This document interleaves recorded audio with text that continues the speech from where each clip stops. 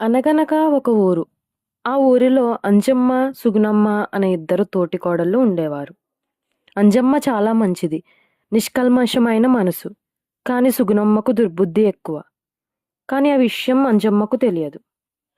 ఒకరోజు అంజమ్మ సుగుణతో ఇలా మాట్లాడుతుంది. మనం ఎప్పుడు ఈ ఊరిలోనే కాకుండా బయటకు వెళ్ళి అక్కడ డబ్బు సంపాదించుకోవడానికి ఏమైనా మార్గం ఉందేమో చూడటం చాలా మంచిది. ఇక్కడ మనం ఏం చేసినా కూడా అంత డబ్బు రావడం లేదు. కాబట్టి బయటకు వెళ్తే మన కాళ్ళ మీద మనం నిలబడవచ్చు. ఈ రోజుల్లో అది చాలా ముఖ్యం అని అంటుంది.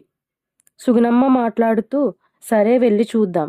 ఏమైనా దొరకకపోతే మళ్ళీ ఎక్కడికి ఏదైనా చూసుకోవచ్చు. ఇద్దరూ ఇలా అనుకుని బయటకు వెళ్తూ ఉండగా దారిలో వారికి ఒక పెద్ద చెట్టు కనపడుతుంది.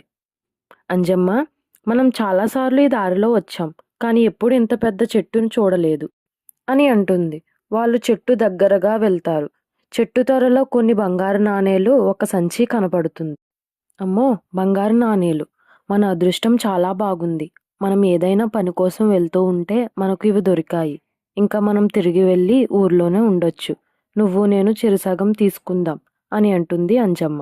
కాని సుగుణ, తిరిగి వెళ్ళిపోదాం, కానీ మనం ఒక్కసారే ఇవన్నీ ఇంటికి తీసుకుని వెళ్ళొద్దు. ఇంత డబ్బు బంధువులకి స్నేహితులకి చూపించడం ఇంత మంచిది కాదు. పైగా తెలివైన వాళ్ళు డబ్బు ఉన్నప్పుడు ప్రదర్శించుకోరు అని అంటుంది. ఆ మాటకు అంజమ్మ, అవును, నువ్వు చెప్పింది నిజమే. మరి మనం ఇప్పుడు ఏం చేద్దాం అని అంటుంది. సుగుణమ్మ, డబ్బు చాలా పాపిష్టిది. ఇది మనం ఉమ్మడిగా ఉంచుకొని కావలసినప్పుడల్లా ఇద్దరు సమానంగా పంచుకుందాం. ఇది మనకి చాలా మంచిది అని అంటుంది. అంజమ్మ, సరే అయితే ఇప్పుడు ఇద్దరం సమానంగా తీసుకుని ఊరికి వెళ్దాం. మిగిలినవి ఇక్కడే దాచిపెడదాం. ఎప్పుడు అవసరమైతే అప్పుడు ఇక్కడికి వచ్చి వీటిని తీసుకుని వెళ్దాం అని అంటుంది. ఇద్దరు అలా అనుకుని కొన్ని నాణాలు సమానంగా తీసుకుని మిగిలిన వాటిని అక్కడే దాచిపెట్టి ఊరికి వెళ్ళిపోయారు. కొన్ని రోజుల తర్వాత అంజమ్మ సుగుణతో, నా దగ్గర నాణాలు అయిపోయాయి.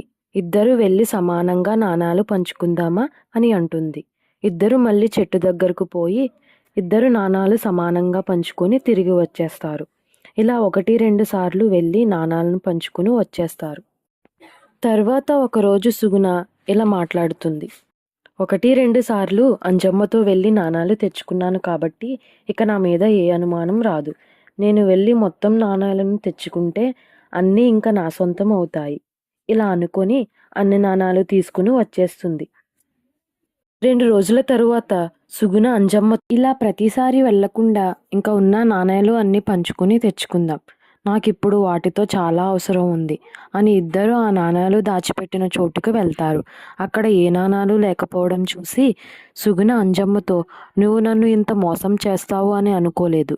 నాకు అవసరం ఉన్న ప్రతిసారి నేను నీ దగ్గరకు వచ్చి అడిగి ఇద్దరం తీసుకుని వెళ్ళాం, కానీ నీకు చెప్పకుండా నువ్వు అన్ని నాణాలు తీసుకున్నావు అని అంటుంది.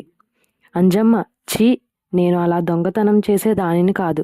నాకు అవసరమైతే నేను అడిగే తీసుకుంటాను తప్ప నాకు దొంగతనంగా తీసుకునే అవసరం లేదు అని అంటుంది. ఇద్దరు ఇలా పోట్లాడుకొని చివరకు ఊరు పెద్ద దగ్గరికి వెళ్తారు. జరిగిందంతా వివరిస్తారు. ఊరు పెద్ద ఇలా అంటుంది, మీ మధ్య జరిగిన దానికి సాక్షులు ఎవ్వరూ లేరు, కాబట్టి మీకు తీర్పు రేపు ఉదయాన్నే చెప్తాను అంటుంది. ఉదయం అవుతుంది. వాళ్ళిద్దరితో ఊరి పెద్ద, మీరు ఇద్దరు ఇక్కడ ఉన్న కుండను తీసుకొని మీరు డబ్బు దాచిన చోటికి తిరిగి రండి. మీ ఇద్దరిలో ఎవరి దగ్గర ఉన్న దీపం అయితే ఆరిపోతుందో వారే దొంగ. ఇది ఆ దేవుడు చెప్పే సాక్ష్యం. ఇలా చెప్తుంది ఆ ఊరు పెద్ద. ముందుగా అంజమ్మ కుండను తీసుకుని ఆ చెట్టు దగ్గరకు వెళ్ళి వస్తుంది. తరువాత సుగుణ కూడా కుండను తీసుకుని వెళ్తుంది. సుగుణ, నేనే ఆ నాణాలను తీసుకున్నా కాబట్టి ఒకవేళ దీపం మారిపోతే నేనే దొంగ అని అందరికీ తెలిసిపోతుంది. ఒకసారి దీపం వెలుగుతుందో లేదో చూద్దాం అని తానే దీపాన్ని వెలిగించి కుండతో తిరిగి అక్కడికి పోతుంది. ఊరి పెద్ద 2 కుండల్ని చూసి, సుగుణమ్మ దొంగతనం చేసింది కాబట్టి తాను అన్ని నాణాలను అంజమ్మకు తిరిగి ఇవ్వాలి అని అంటుంది. సుగుణమ్మ ఊరి పెద్దతో, నా కుండలో దీపం వెలుగుతుంది కదా, నేను దొంగతనం చేశా అంటారేంటి అని అంటుంది. అంజమ్మ దీపం మారిపోయింది, అంజమ్మే దొంగ అని కూడా అంటుంది. ఊరి పెద్ద, నేను అసలు ఏ కుండలో దీపం వెలిగించలేదు. తప్పు చేసిన వాళ్ళు భయంతో మార్గం మధ్యలో కుండను తీసి ఆ దీపం వెలిగిస్తారని నాకు ముందే తెలుసు. కాబట్టి నువ్వే దొంగ, ఆ నాణాలను తిరిగి చెల్లించు అని అంటుంది ఊరి పెద్ద. సుగుణ కూడా చేసేదేమీ లేక తన తప్పును అంగీకరించింది.